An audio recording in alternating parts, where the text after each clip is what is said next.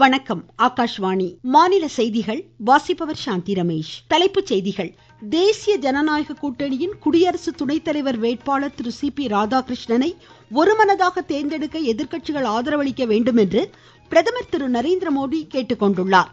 INDA கூட்டணியின் குடியரசு துணைத் தலைவர் வேட்பாளராக உச்சநீதிமன்றத்தின் முன்னாள் நீதிபதி சுதர்சன் ரெட்டி அறிவிக்கப்பட்டுள்ளார். முன்னாள் படைவீரர்களின் வாழ்வாதாரத்தை மேம்படுத்தும் காக்கும் கரங்கள் திட்டத்தை முதலமைச்சர் திரு மு க ஸ்டாலின் சென்னையில் இன்று தொடங்கி வைத்தார். ஒகேனக்கல் காவிரியாறு மேட்டூர் அணைக்கு நீர்வரத்து பெருமளவு அதிகரித்துள்ளது. அமெரிக்காவில் நடைபெறும் சர்வதேச டென்னிஸ் ஆடவர் இரட்டையர் காலிறுதிக்கு ரோஹன் போபண்ணா அர்னியோடா இணை முன்னேறியுள்ளது. இனி விரிவான செய்திகள். குடியரசு துணைத் தலைவர் வேட்பாளர் திரு சி.பி. ராதாகிருஷ்ணனை ஒருமனதாக தேர்ந்தெடுக்க எதிர்க்கட்சிகள் உட்பட அனைத்து அரசியல் கட்சிகளும் ஆதரவளிக்க வேண்டும் என்று பிரதமர் திரு நரேந்திர மோடி வேண்டுகோள் விடுத்துள்ளார். புதுடெல்லியில் இன்று நடைபெற்ற தேசிய ஜனநாயக கூட்டணியின் நாடாளுமன்ற குழு கூட்டத்தில் திரு சி.பி. ராதாகிருஷ்ணனை அறிமுகம் செய்து வைத்ததோடு அவருடைய நீண்டகால பொது வாழ்க்கையையும் அவரது சேவைகளையும் பிரதமர் எடுத்துரைத்தார். நாடாளுமன்ற குழு கூட்டத்திற்கு பின்னர் செய்தியாளர்களிடம் பேசிய நாடாளுமன்ற விவகாரங்கள் துறை அமைச்சர் திரு கிரண் ரிஜிஜு, பிரதமர் அனைத்து அரசியல் கட்சிகளை சேர்ந்த நாடாளுமன்ற உறுப்பினர்களின் ஆதரவை கோரியதாக எடுத்துரைத்தார். இதனிடையே INDA கூட்டணி சார்பாக குடியரசு துணைத் தலைவர் வேட்பாளராக உச்சநீதிமன்றத்தின் முன்னாள் நீதிபதி திரு சுதர்சன் ரெட்டி தேர்ந்தெடுக்கப்பட்டுள்ளார். புதுடெல்லியில் காங்கிரஸ் தலைவர் திரு மல்லிகார்ஜுன கார்கே தலைமையில் நடைபெற்ற கூட்டத்தில் இதற்கான முடிவு எட்டப்பட்டது. பீகார் வாக்காளர் பட்டியல் விவகாரம் உள்ளிட்ட பல பிரச்சனைகளில் எதிர்க்கட்சிகள் இன்றும் அமளியில் ஈடுபட்டதால் நாடாளுமன்றத்தின் இரு அவைகளும் பிற்பகல் 2 மணி வரை ஒத்திவைக்கப்பட்டன.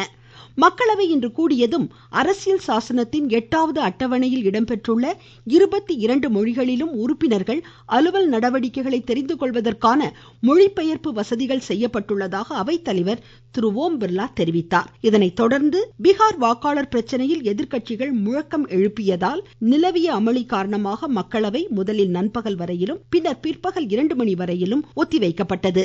இப்பிரச்சனையில் மாநிலங்களவையும் பிற்பகல் 2 மணி வரை இன்று ஒத்திவைக்கப்பட்டது. இந்நிலையில் இவ்விவகாரத்தில் 3வது நாளாக பாத யாத்திரை மேற்கொண்டுள்ள காங்கிரசின் திரு ராகுல் காந்திக்கு எதிராக பீகார் மாநிலம் நவாடா மாவட்டத்தில் பிஜேபியினர் இன்று ஆர்ப்பாட்டத்தில் ஈடுபட்டனர். வளர்ச்சியடைந்த பாரதம் வேளாண் உத்தரவாத பிரச்சார இயக்கம் வரும் அக்டோபர் 3ஆம் தேதி தொடங்கப்படும் என்று மத்திய வேளாண் அமைச்சர் திரு சிவராஜ் சிங் சௌஹான் கூறியுள்ளார்.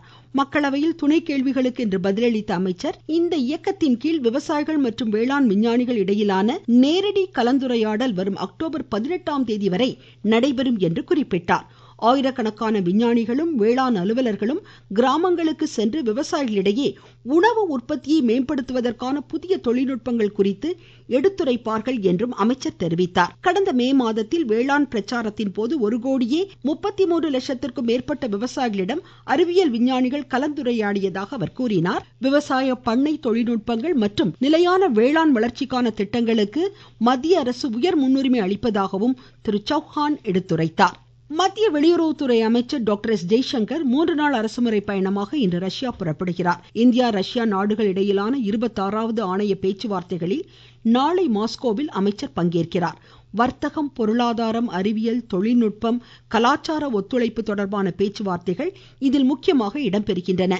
இந்த பயணத்தின் ஒரு பகுதியாக ரஷ்ய வெளியுறவு அமைச்சர் செர்ஜி லாவ்ரோவுடன் இருதரப்பு பேச்சுவார்த்தைகளை மேற்கொள்ளும் doctor S. Jaishankar India Russia வர்த்தக கூட்டமைப்பு மாநாட்டிலும் உரையாற்றுகிறார். தொடர்ந்து சர்வதேச பிராந்திய பிரச்சனைகளில் பரஸ்பரம் நலன் சார்ந்த விஷயங்கள் குறித்து இரு தலைவர்களும் விவாதிக்கின்றனர். திரு ஜெய்சங்கரின் பயணம் இந்தியா ரஷ்யா இடையிலான அரசியல் நட்புறவை மேலும் வலுப்படுத்தும் என எதிர்பார்க்கப்படுகிறது. தேசிய பாதுகாப்பு ஆலோசகர் திரு அஜித் தோவல் மற்றும் சீன வெளியுறவு அமைச்சர் திரு வாங் யி இடையிலான 24வது சிறப்பு பிரதிநிதி நிலையிலான பேச்சுவார்த்தைகள் புதுடெல்லியில் இன்று நடைபெற்றது. இதில் உரையாற்றிய திரு தோவல், இரு நாடுகளுக்கிடையிலான எல்லை நிலைமை கடந்த 9 மாதங்களில் மேம்பட்டுள்ளதாகவும் அமைதியான நிலை நிலவுவதாகவும் எடுத்துரைத்தார். இரு நாடுகளுக்கிடையிலான நட்புறவை புதிய பாதையில் கொண்டு செல்வதற்காக கடந்த அக்டோபர் மாதம் இரு நாட்டு தலைவர்களும் கசானில் மேற்கொண்ட பேச்சுவார்த்தைகளுக்கு அவர் நன்றி தெரிவித்துக் கொண்டார். 24வது பிரதிநிதி நிலையிலான பேச்சுவார்த்தைகளும் வெற்றிகரமாக அமையும் என்று நம்பிக்கை தெரிவித்த அவர், இரு நாடுகளிடையே ஒத்துழைப்புக்கான புதிய சூழல் வலுப்பட்டிருப்பதாக கூறினார். 2 நாள் பயணமாக இந்தியா வந்துள்ள சீன வெளியுறவு அமைச்சர் இன்று பிரதமர் திரு நரேந்திர மோடியை சந்தித்து பேச்சுவார்த்தைகளை மேற்கொள்கிறார். நீங்கள் கேட்டுக்கொண்டிருப்பது ஆகாஷ்வாணியின் மாநில செய்தி அறிக்கை. மோடி அரசின் 11 ஆண்டுகள். உலக பொருளாதாரத்தில் 4வது இடம். உலக தரத்திலான கட்டமைப்பு வசதிகள். 25 கோடிக்கும் மேற்பட்டோர் வறுமையிலிருந்து மீட்பு. 86 கோடிக்கும் மேற்பட்டோருக்கு இலவச உணவு தானியங்கள். அனைத்து துறைகளிலும் வளர்ச்சி, சேவை, நல்லாட்சி, ஏழைகளின் நலன். இதுவே மோடி அரசின் தாரக மந்திரம். வளர்ச்சியடைந்த இந்தியாவிற்கான நரேந்திர மோடி அரசின் பயணத்தில் இது அமுத காலம். முன்னாள் படைவீரர்களின் வாழ்வாதாரத்தை மேம்படுத்தும் காக்கும் கரங்கள் புதிய திட்டத்தை முதலமைச்சர் திரு மு க ஸ்டாலின் சென்னை தலைமைச் செயலகத்தில் இன்று தொடங்கி வைத்தார். தொழில் தொடங்குவதற்கான ஆணைகளையும் முதலமைச்சர் பயனாளிகளுக்கு வழங்கினார். தமிழ்நாடு அரசு பணியாளர் தேர்வாணையத்தின் சார்பில், நெடுஞ்சாலை பொதுப்பணித்துறைகளின் சார்பில் பல்வேறு பணியிடங்களுக்கு தேர்வு செய்யப்பட்ட 214 பேருக்கும், கருணை அடிப்படையில் 33 பேருக்கும் பணி நியமன ஆணைகளை அவர் வழங்கினார். தமிழக வேளாண் துறையில் பல புதிய தொழில்நுட்பங்கள் கையாளப்படுவதாக மாநில கூட்டுறவுத்துறை அமைச்சர் திரு கே ஆர் பெரியகருப்பன் தெரிவித்துள்ளார். சிவகங்கையில் உயிர்ம வேளாண்மை விழிப்புணர்வு கண்காட்சி மற்றும் கருத்தரங்கை இன்று துவக்கி வைத்து பேசிய அமைச்சர், வேளாண் உற்பத்தி பொருட்களை மதிப்பு கூட்டும் பொருட்களாக மாற்றும் யுக்திகளை விவசாயிகள் தெரிந்து கொள்ள வேண்டும் என்று வலியுறுத்தினார். அரசின் வழிகாட்டு நெறிமுறைகளை விவசாயிகள் பின்பற்றி சாதனைகளை படைக்க அவர் கேட்டுக்கொண்டார். வேலூர் மாவட்டம் சேர்க்காட்டில் அமைந்துள்ள திருவள்ளுவர் பல்கலைக்கழகத்தின் 20வது பட்டமளிப்பு விழா இன்று நடைபெற்றது. தமிழக ஆளுநரும் பல்கலைக்கழக வேந்தருமான திரு ஆர் என் ரவி இதில் பங்கேற்று 256 மாணாக்கருக்கு நேரடியாக பட்டங்களை வழங்கினார். 25,000க்கும் மேற்பட்ட மாணாக்கர் இன்று பட்டங்களை பெறுகின்றனர். காவிரி நீர்பிடிப்பு பகுதிகளில் பெய்து வரும் தொடர் மழை காரணமாக ஒகேனக்கல் காவிரி ஆற்றில் நீர்வரத்து இன்று நண்பகல் நிலவரப்படி 1,25,000 கனஅடியாக அதிகரித்துள்ளது என்று எமது தர்மபுரி செய்தியாளர் கூறுகிறார். காவிரி நீர்பிடிப்பு பகுதிகளில் தொடர்ந்து மழை பெய்து வருவதால் கர்நாடக அணைகளுக்கு தண்ணீர் வரத்து அதிகரித்துள்ளது. கபினி மற்றும் கிருஷ்ணராஜசாகர் அணைகளில் இருந்து வினாடிக்கு சுமார் 1,00,000க்கும் கூடுதலான கனஅடி தண்ணீர் காவிரி ஆற்றில் திறந்துவிடப்படுகிறது. இதன் காரணமாக இன்று நண்பகல் 12 மணி நிலவரப்படி ஒகேனக்கல் காவிரி ஆற்றில் வினாடிக்கு சுமார் 1,25,000 கனஅடியாக தண்ணீர் வரத்து அதிகரித்துள்ளது. வெள்ளப்பெருக்கு ஏற்பட்டுள்ள பகுதிகளை மாவட்ட ஆட்சித்தலைவர் திரு ரே சதீஷ் பார்வையிட்டு ஆய்வு மேற்கொண்டார். தர்மபுரியில் இருந்து தண்டபாணி. மேட்டூர் அணைக்கு வரும் நீரின் அளவும் தற்போது வினாடிக்கு 87,805 கனஅடியாக அதிகரித்துள்ளது.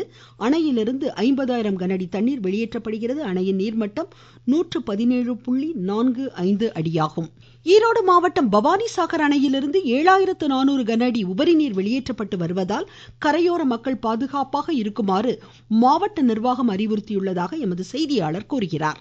ஈரோடு மாவட்டம் பவானிசாகர் அணையின் நீர்பிடிப்பு பகுதியான நீலகிரியில் தொடர்ந்து மழை பெய்து வருவதால் அணையின் நீர்மட்டம் 102 அடியை எட்டியுள்ளது. அணைக்கான நீர்வரத்து 7,439 கனஅடியாக உள்ளது. தற்போதைய நிலவரப்படி பவானி ஆற்றில் வெளியேற்றப்பட்டு வரும் 5,300 கனஅடி நீர் எந்த நேரத்திலும் கூடுதலாக்கப்படலாம் என்பதால் வெள்ள அபாய எச்சரிக்கை விடுக்கப்பட்டுள்ளது. ஈரோட்டிலிருந்து PC மூர்த்தி.